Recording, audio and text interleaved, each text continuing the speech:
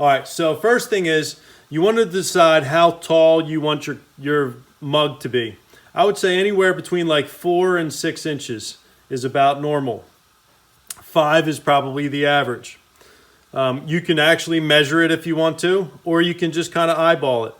And then we'll figure out how long to make it. So I'm going to take like here and cut across as straight as I can.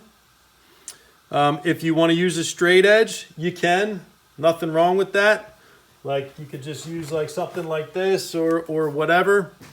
You know, use a straight edge and go along the straight edge. Or if you think you can just do it by hand, then do it by hand. All right, something like that. 2 parallel lines, and then take the excess and save the excess because you'll use that later.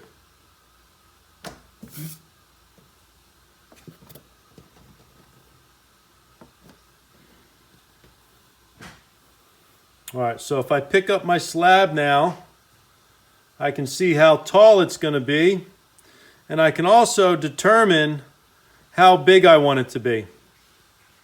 So if I want like a real like Mondo big mug, I would use most of the slab that I have. Okay, if I want it to be a little bit skinnier, I'm going to have to cut some off.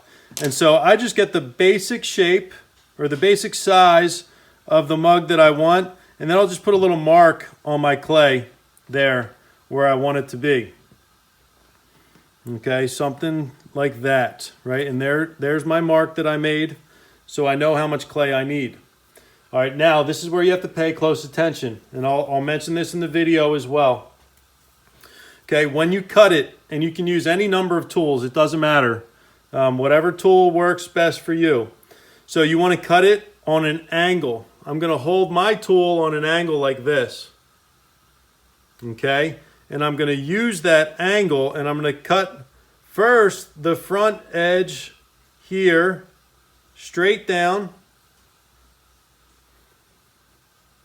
I'm going to hold my tool the same way and cut the same angle.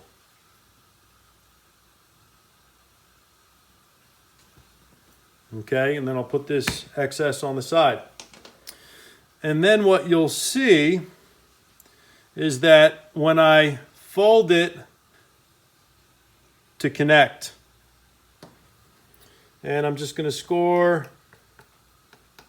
both angled surfaces like this.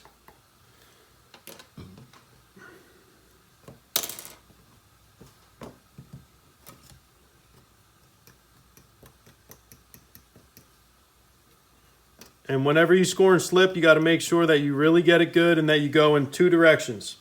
Okay, crossover in 2 directions. And then I'm going to put a little bit of slip in there.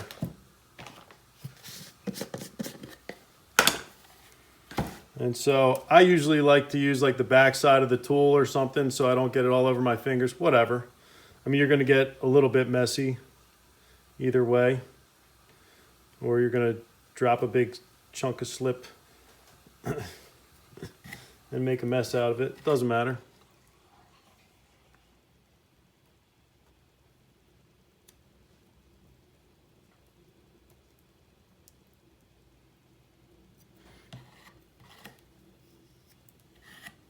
I like to always try to keep my tools clean and the areas that I'm working on as clean as possible. It just makes for less work later. And then basically just put those 2 parts together, overlap them a little bit.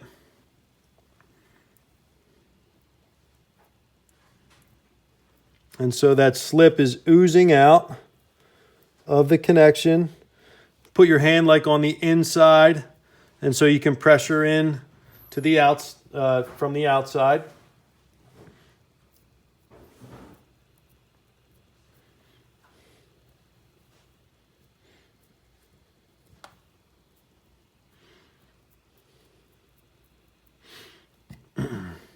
So get it together first. Flip it over so you can get both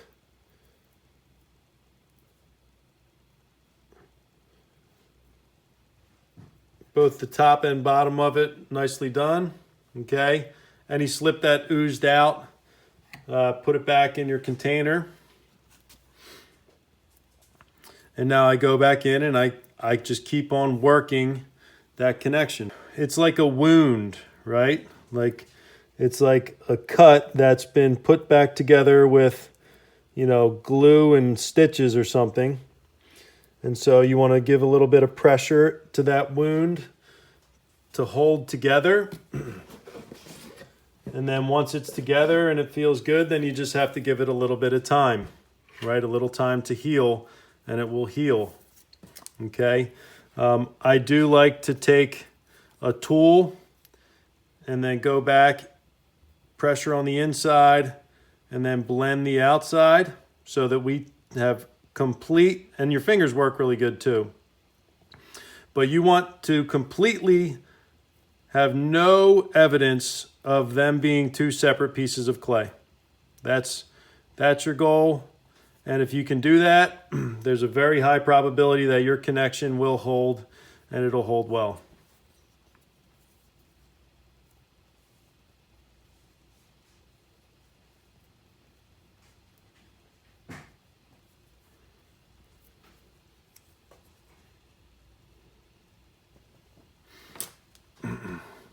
Okay, the blend is rough, but it's blended, and we can't really see two separate pieces of clay anymore. The connection is effectively covered.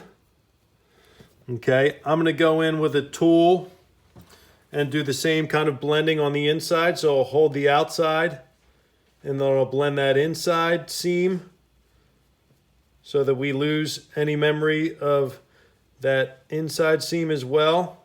Once I go down a little past halfway, then I'll flip it. And notice, like, each time I'm doing a step two, you know, I'm going back with my fingers just like a pinch pot. And I'm just, you know, shaping stuff, smoothing stuff, even though I know it's gonna like kind of get screwed up and pushed out of shape again.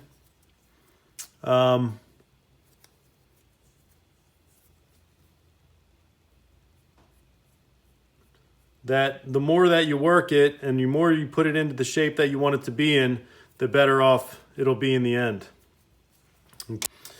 All right, so now, folks, both seam, or the seam on the inside and the seam on the outside, has been effectively sealed. Okay, now what do we do from here?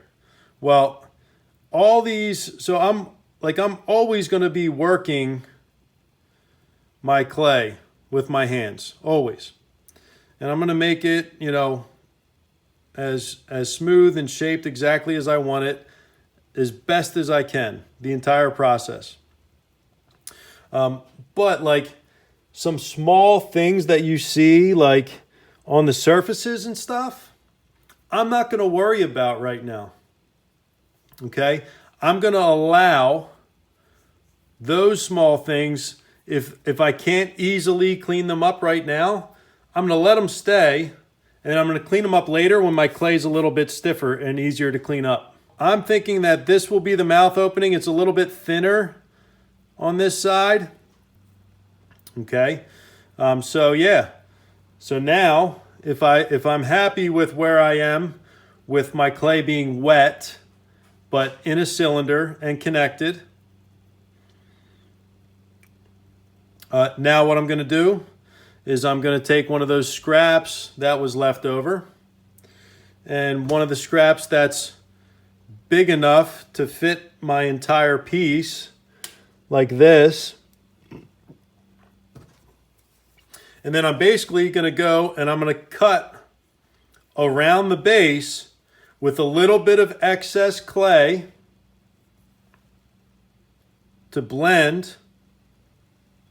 And I'm just kind of tracing it, but I'm leaving like a little excess on the outside.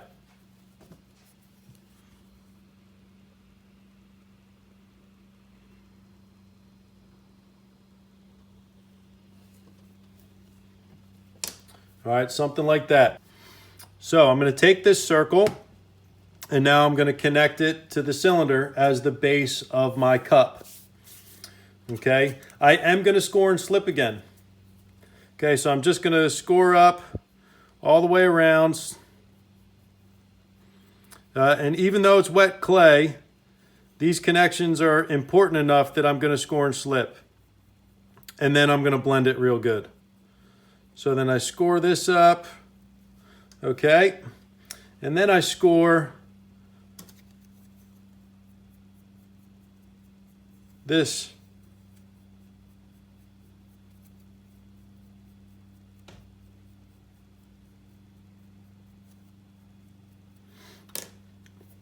I'm going to put some slip onto those surfaces.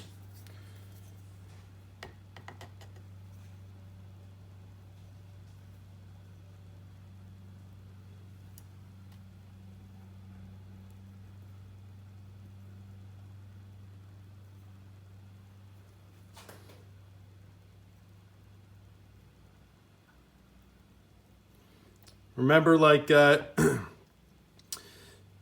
if you have too much slip, no big deal. You just rub it away. But if you don't have enough slip, then you might not get a solid connection. So it's always good to put a little extra, right? A little more than you think you'll need. It can't hurt. You just wipe it away later anyway. All right, so I'm going to put this down onto that base that I created. I'm going to look at it closely and get it as round as I can and make sure. Notice I'm standing up, right? I'm standing up because I want to look at this from above. Okay? And from above, I can get it to be as round as possible and use my hands to round it out. Okay? And like the whole thing I want to be round. Okay, as round as I can get it. Okay, and then I also took it and I kind of like pressured it down and nudged it a little bit so that like the two connections like kind of like pressure into each other. Like I just took my hands and like pressured down.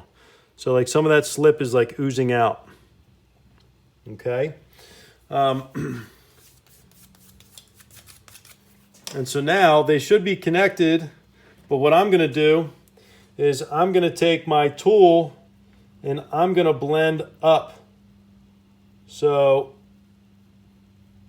and I have a little bit of maybe too much clay here, but I'm going to take my tool and basically kind of like pull the clay, the extra clay, upwards. And if there's, you know, some that you actually take off, that's fine. But I'm just going to create a nice, smooth connection all the way around.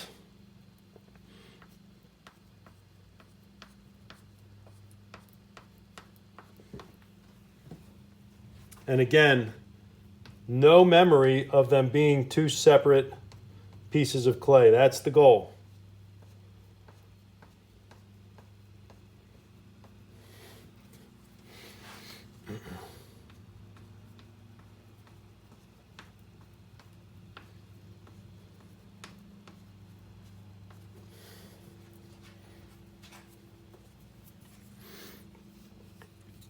I go through this stuff pretty quickly because I don't want my demonstrations to take forever.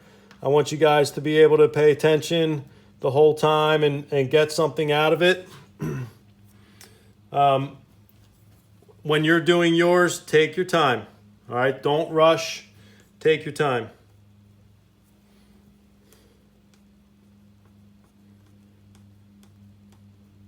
All the way around, blending it from the very bottom upwards. I'm not worried about making it perfect at this point because the clay is still wet, and you know that while your clay is still wet, you can't get into the type of surface details that you can when it's leather hard anyway. And so do the best that we can as it is right now.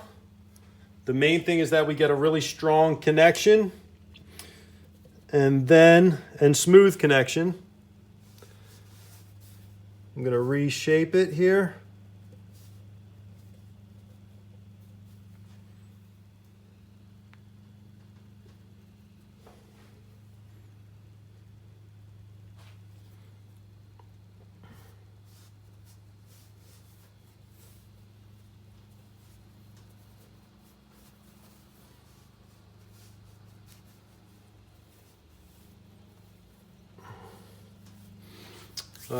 And I'm actually, since my clay might be a little bit sticky onto my surface, I'm actually going to just run my wire underneath before I pick it up. It's not worth the risk of screwing something up here. So I just ran my wire and it's all still wet. Okay. It's always good to work on a clean surface, so always clean up your space. You know, it's good to have like a towel or something, or a rag to wipe things away, make life easy on yourself. You can put it upside down now and shape the bottom a little bit. Okay. And there you go. Good luck and have fun.